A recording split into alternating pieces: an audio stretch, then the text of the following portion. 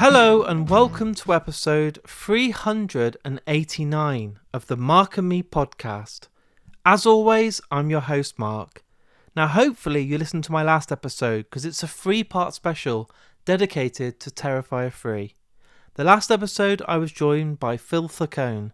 This was an interview with the producer of the films and the response has been amazing, so thank you so much to everyone that shared it, that listened and told everyone about it. This now today is the second part of the 3 episodes and I'm joined by the actor Daniel Roebuck. This isn't Daniel's first time on the podcast, he came on a couple of years ago to promote the Monsters film, but today it's all about Terrifier and it's so good to meet back up with Daniel. He's a great guy, so fun, so energetic and just a delight to have back on the podcast. And obviously today we focus on Terrifier 3. Right now, it's number 1 in the box office. It's knocked Joker 2 off. It's an absolute phenomenal success for the team. And it's amazing that I get to sit here this week and share 3 specials dedicated to this release. Now, just before I get to that interview today with me and Daniel Roebuck, I want to give a massive shout out to the sponsor of the podcast, Vice Press. If you're a horror fan and you love films like Terrifier, stuff like John Carpenter's The Thing, Halloween, Scream, all these incredible films, you should visit their website, vicepress.com. And right now, if you use the code MarkandMe10, you will save yourself 10% off some of their limited edition posters, art prints, collectibles, and all their official licensed goods. There's so much on that site. I'm always skint because I buy myself amazing posters for my house, and now's your chance to go and do it. So go and visit those guys and go and treat yourself or someone you know to some beautiful pieces of work. And to make it even easier, on the show notes of this episode, if you're listening on Spotify or Apple Podcasts, there is a link that will take you directly to the site and give you that 10% off. So go and do that. And then let me know what you get. I love seeing people when they post pictures of the prizes or the things they buy because of this podcast. But let's get back to today's interview. Daniel Roebuck, an amazing actor, so much fun, and I think the best thing to do is to get straight to it. So here's me and Daniel talking all things Terrifier 3. I think you came on this podcast about a year and a half ago, 2 years ago. Oh, yeah. What were we talking about then? Monsters. Oh, great. Oh, good. Well, thank you for having me back. Yeah, Did I use the same joke? I think I did. I think you may have. I think I did. Oh, what do we do now? Do I just cut it out or we'll just No, pretend? you keep it in. Thank you for talking to me again. How are you? Good. In the last year and a half, a lot of great stuff has happened in my world. I hope the same is true in your world. Yeah, it's been very, very busy. I'm on episode 377 now, nearly 9 million downloads, so it's been going crazy. My God, that's great. God bless. Good. Keep it up. What I was doing actually before we came on today is I normally don't do too much research because I like the conversation to naturally flow. I like just to see how 2 humans can interact and talk and not have any kind of certain questions I ask. I think sometimes that doesn't let the conversation naturally go the way it should. Yeah. But what I did do is I did go on IMDb and I was just blown away by just how busy you've been. Like you do, I don't know when you sleep. You know, some people do 2 or 3 projects a year. You're doing like 10. And Yeah. directing them to and producing them. Uh, we do go.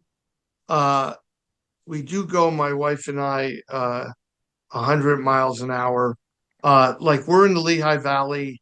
Yeah. So today I'm doing the press. Tonight I'm doing the premiere of Stream. Yeah. Michael Levy and Damien did that movie. Tomorrow we're showing a movie that I made here in the Lehigh Valley that has kind of a Catholic story, not kind of, it has a Catholic storyline. It's called The Hail Mary, and I'm showing that to our local bishop Wow. tomorrow. Uh, and then Saturday I'm off to Bismarck, North Dakota to finish a movie called Medora, and then fly to Tampa, uh, Wow. and then go to North Carolina. So I do stay busy.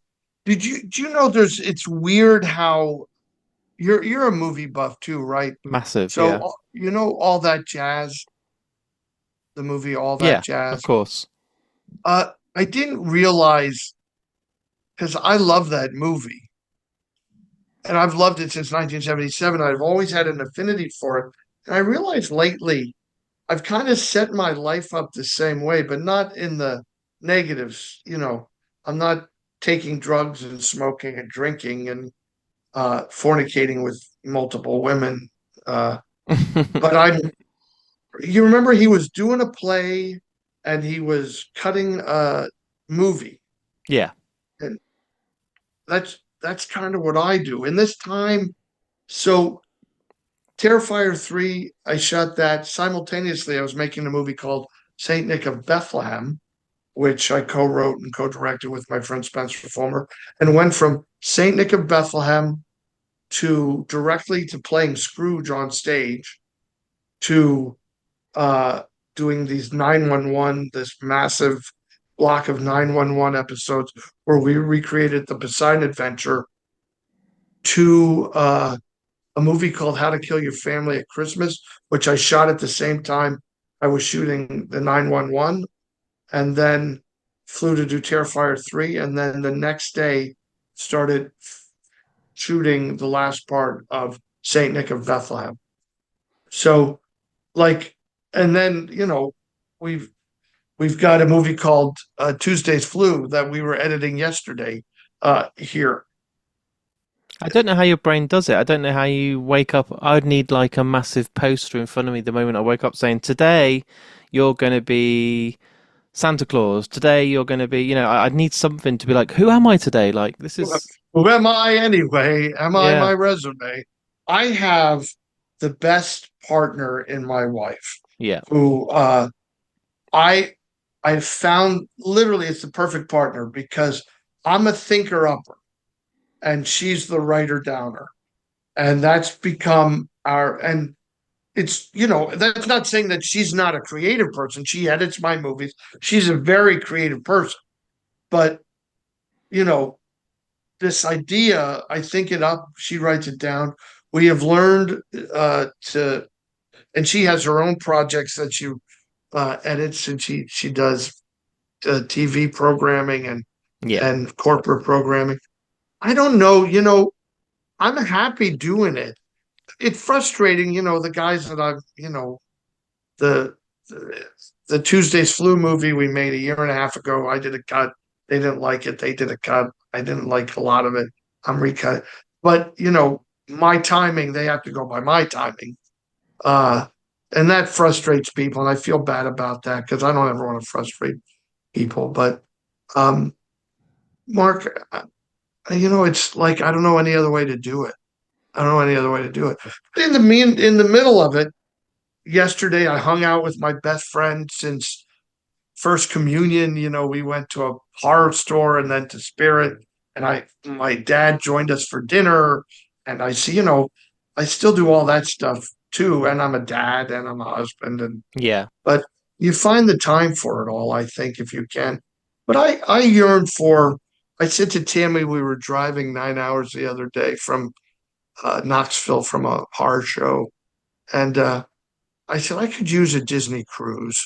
Let's find time in February after everything's done to just go away for a week. You need the balance, don't you? Especially with kids and such an understanding partner. You would never be able to be in the business you're in or do the jobs you do without that rock of a partner that's understanding. You can't be like, I'm going away for a month, look after the ship, I'll see you in a month. You need Yeah, that respect and that kind of mutual ground where you both know also when to switch off and have that time for you. yeah. And in my previous iteration of a marriage, I had a great mother. She's a great mom to the kids, but she was more concerned with making sure that I got the garbage taken out. And I'd say, Yeah. well, I've got, we're doing this play and I've got this movie I'm doing. And could someone else take out the garbage? Like, why do I have to do this and that? And so we found a better balance in the relationship now with, you know, a different partner. And it all works out. But your first responsibility. Do you have kids? I don't. I have two dogs that are probably more time demanding than children, where I Yeah. can't leave the house after lockdown. They literally have separation anxiety. So I've got two shadows that follow me everywhere I go. Oh, that's so interesting. Well, it is true that that aspect of it is like a kid. The great news about kids is, when it's time for them to, if you've done the perfect job as a parent, you should both uh, have your kids respect and be repulsed by you because you want them to move away. You want them to go out on their own. I love my mom and dad, but when I was 20, I thought, my God, I would love them so much more if I was 3,000 miles away from them. Yeah. And so I moved to Hollywood because I could have gone to New York, but then I would have only been an hour and a half away from them. I thought 3,000 miles might be better. And I do love them. So it all works out. I've seen lately, not getting too deep on an interview, but my dad has more health conditions coming up, and with the way he is, he's 87, so he's going to have issues. But the roles reverse, and as a kid, I never wanted to be around. Look after me, give me pocket money, be my parents, but I really don't want to be at home. So when I got to uni, I was off as far as I could go. But now I want to be closer than I've ever been to look after him, switch that role and make sure he's okay. And I'm so grateful I'm only 10 minutes away in the car now because I want to make sure that I kind of repay all that. Yeah, you're a good son. I pray that I am too. It's very, very odd, and and the truth is, I'm I'm ready to pull up stakes out of Hollywood, and we've been actively looking for a house here in the Lehigh Valley. My dad's a year younger than your dad, Yeah. and yeah, I mean, same. Same. We went down to the basement, and I got to make sure he gets down there, and I got to make sure he gets back up. And and it is true. You do reverse. You reverse completely. You're saying, you're like, you're not thinking about this logically, Dad. You're.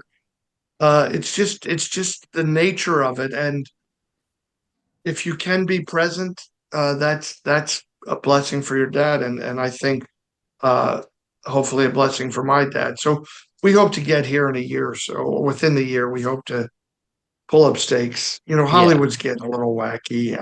My kids are there, and I'll always be back, and I'll always be working there. But I don't have to live there. I've achieved at least that. I've achieved a Yeah. level of success in which people search me out. That I'm not always begging for the job. I don't know how we go from my dad needing more time to Terrifier 3, but I know.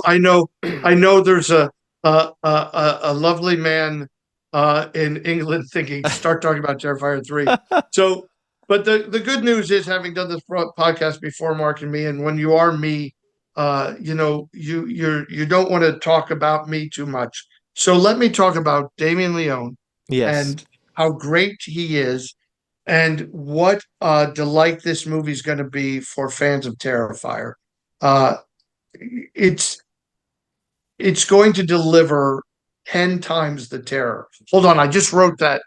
Tammy, write that down. 10 times the terror. She's right here. Right, my writer down's working on that. 10 times Amazing. the terror. Uh That's going to be on the she's poster now, isn't it? yeah, that'll be on the poster, Merrick, right? Have someone put that on the poster. Um it's gonna be amazing. And the insanity that it's a Christmas movie is certainly gonna be um it's certainly going to make it one of the most talked about Christmas movies of all time. That I promise you. I had Phil Falcone on recently, I think last Oh, week. Phil. Oh, yeah, great. What a great guy he is, and he told me just I asked him how different it was going to be because he can't tell me too much about the film. It's not finished for everyone to see and stuff like this. And he said if you thought the second one was such a big improvement over the first, you wait till the third. The kills, the blood, the gore, the horror. It's on another level that you could never even imagine, and that just makes me so excited. Yeah, I think that and we've all been there as the budgets grow. Uh, God, as I was going to say this, I was going to think that uh, uh, look, when you can get Jason Patrick Yeah. and Clint Howard and me, you know what I mean? That's what as I started thinking about saying it, I thought, well, that because the actors in the other movies are terrific. I was just with Samantha this past weekend, and Mike Levy's in the first movie.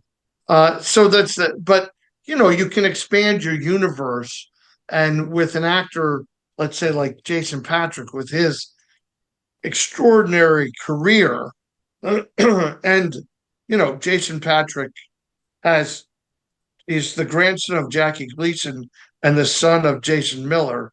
Let's just say you got a lot going for you, buddy. He's So one you of the bring Lost that, Boys. You know what I mean? He's one of yeah, the Lost Boys. He's an icon to me. yeah, you bring that to your movie, and there's a spark, a level of something that you just didn't have before. We look, I've got a great group of actors I work with. I just got Kathy Moriarty in a movie. Wow. Believe me, that spark lifted everybody up. You know, it's just how it was.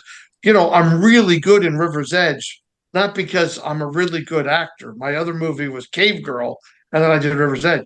It was because I got to stand next to Dennis Hopper in almost every single Oh, scene I was wow. in. So I was elevated by his presence. Uh, elevated. I thought he was like Gandalf, the wise old actor. Turns out he was 5 years younger than I am right now. He walked on that set. So he really wasn't that old. Anyway, Terrifier 3, Phil's right. It's just going to offer people a much bigger chance to experience the insanity of Art the Clown on a grand cinematic level.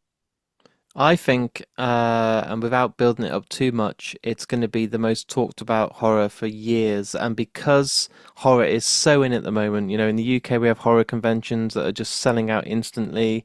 It just seems to be the best time for horror. Yeah. I wondered if, you've worked on Final Destination and stuff like that. For me, I start to think to myself, this could be like Saw. We might be Terrifier 8 in the next 10 years. If there's Oh a story yes. to tell and there's more places for art to be, I don't see why you'd stop letting this snowball just keep getting bigger. No, and I think at some point, what will happen is, like Wes Craven, allowed other people to make Freddy Krueger movies. Eventually, Damien, whose uh, ability as a director is not defined by Art the Clown, that I promise you. Yeah, He's much bigger than that. And like Rob Zombie was not defined by the Firefly family, or the Michael Myers storyline or the Munster storyline. Rob Zombie has an infinite amount of ideas that he can bring. I think that it will live on. And you and I are old enough to remember, like, the first time we saw a Freddy Krueger movie, when we saw Nightmare on Elm Street, yeah, I had missed it in the theater because I was away doing a movie. But it was me and five men who were 23 years old. We watched it on a Sunday afternoon on VHS in my house, and it scared the crap out of us. And we were all grown men, and we are like, that's like witnessing being at the beginning of Terrifier and watching. That's exactly what it's going to be. Just going to grow exponentially. Um, I was in a Spirit Halloween store. I don't know if they have those there. And in the Spirit Halloween store last night, I'm having a problem. You can't really see it, but on a well choreographed end cap, because you don't at a spirit store, you're told where to put things, just like you are at Walmart or whatever your store is. Um, it's Freddy Krueger, Leatherface, two Arts the Clown, and two Michael Myers. So Art the Clown's already been elevated that's incredible. culturally to this place. So I mean, we're this gives you pause because we're this shows you how it's going to explode. Yeah. And eventually it's going to be on the top shelf and the other ones are going to be below it. That's incredible Uh, for two films down, one to come. Like the status of like Chucky, the status of, yes, that you know, quick. yeah, And could there be an Art the Clown? We have a Chucky TV show. We've had, that's remember, a a really Friday good the point. 13th Yeah. TV show. We've had a Freddy Krueger TV show, Freddy's Nightmares. Could there be an Art the Clown show in the future? Is Sure, there there is could. there going to be Art versus Chucky? Yeah, Art versus Chucky. That could be. A writer down, or would you plug in my computer? Thank you. It just We've only got a couple of minutes left, but I don't know if you remember this from the last time you came on the podcast. But what I do is I ask you to pick a song to be played after our interview. Maybe that rings a bell. yes, oh yes. And now you get a second choice because it's your second time coming on. So I wondered today, Daniel, if you had a different song that meant a lot to you that you'd love to be played after our interview goes out there today.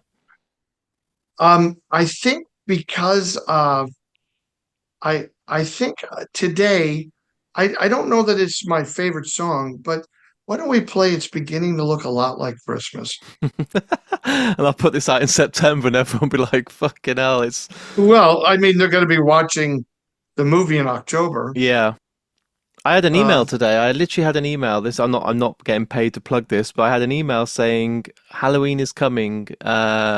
Pumpkin lattes are now available at Starbucks, and I thought it is definitely the first week of August. Am I going insane?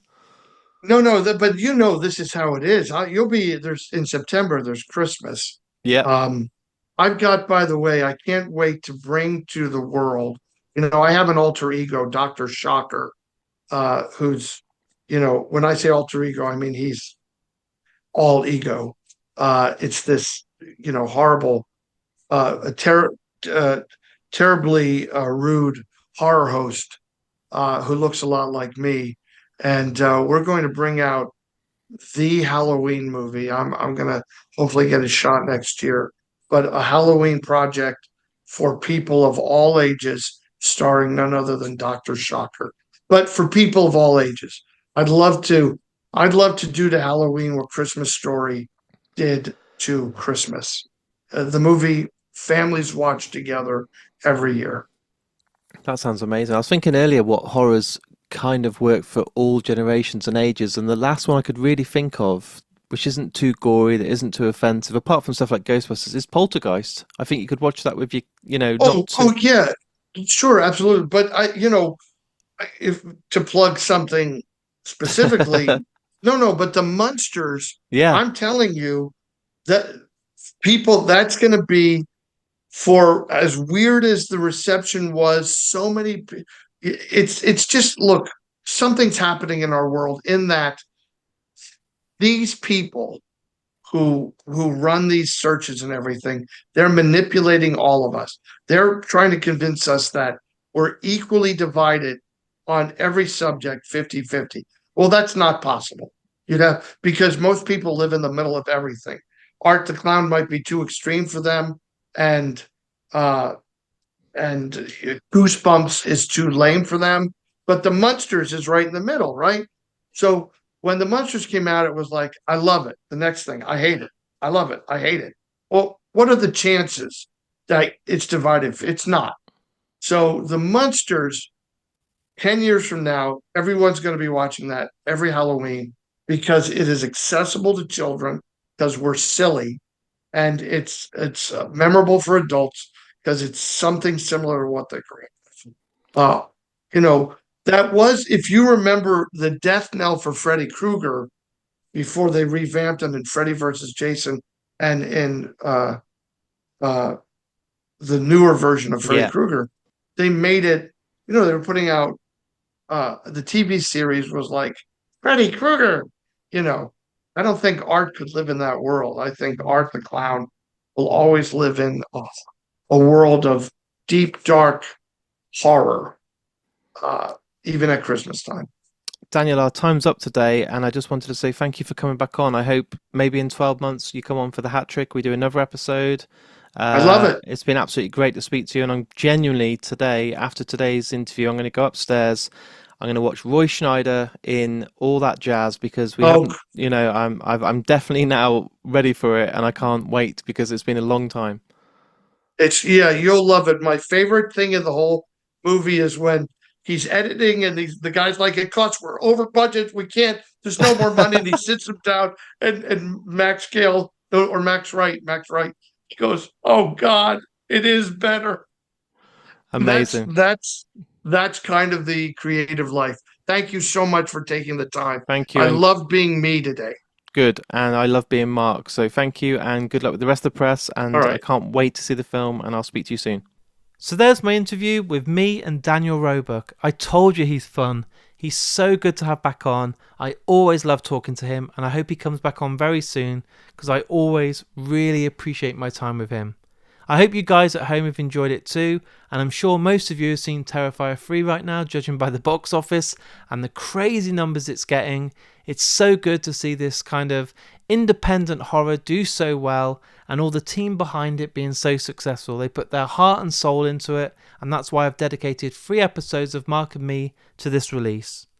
If you've listened today and you've enjoyed the episode, as always guys, all the links are on markandme.com to Facebook, Twitter, Instagram, TikTok. Please share it. It goes a long way. All it means is you clicking a couple of buttons, and that helps me get the name of Mark and Me out there and more people listening to the podcast. Also, I do have a Patreon account. It's not easy or cheap to keep this podcast going. I do have to pay to host it on stuff like Amazon, Spotify, Apple Podcasts, and the bandwidth and everything costs a lot of money each month. And I do want to travel the country to do more podcasts for you guys. So there is a Patreon account. You can click the link on markandme.com and sign up and support me on there for as little as £1 or £2 a month. And trust me, all that goes right back into the making of the podcast and really goes a long way. And finally, let's give a shout out to the other sponsor of the podcast, Richer Sounds. If you want to watch Terrifier on the best TV or Blu-ray player, hit up richersounds.com or go to any of their stores. They've got some incredible stuff. They'll always beat the price on any other store, and they're just amazing and know their stuff. So thanks again to Richer Sounds for supporting Mark and Me. I'll be back with my final part of the Terrifier 3 specials tomorrow. It's a real special episode. I haven't told anyone who it is yet. Let's see if you can guess. And again, thanks for listening to today. So until tomorrow, take care, look after yourself, go and see Terrifier 3, and I'll speak to you all very soon.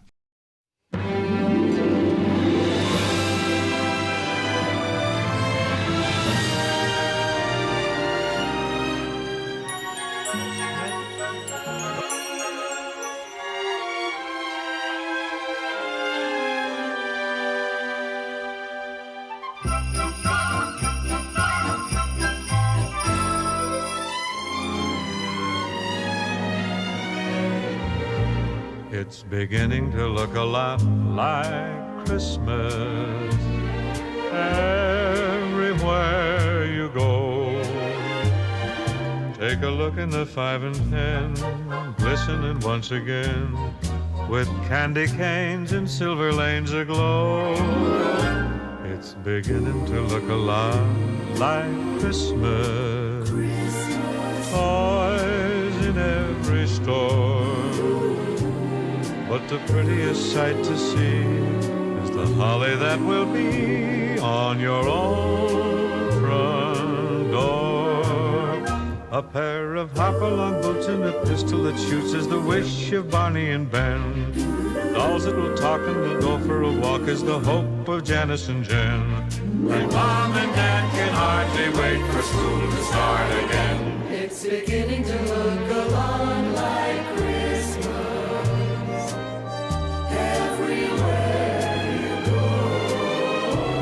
There's a tree in the Grand Hotel, one in the park as well, the sturdy kind that doesn't mind the snow. It's beginning to look a lot like Christmas. Soon the bells will start, and the thing that'll make them ring is the carol that you sing right within your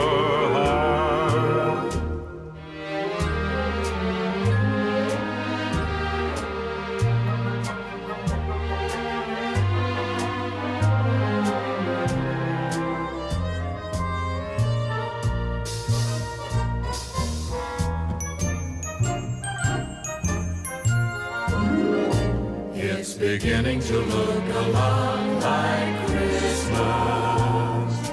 Toys in every store, but the prettiest sight to see is the holly that will be on your own front door.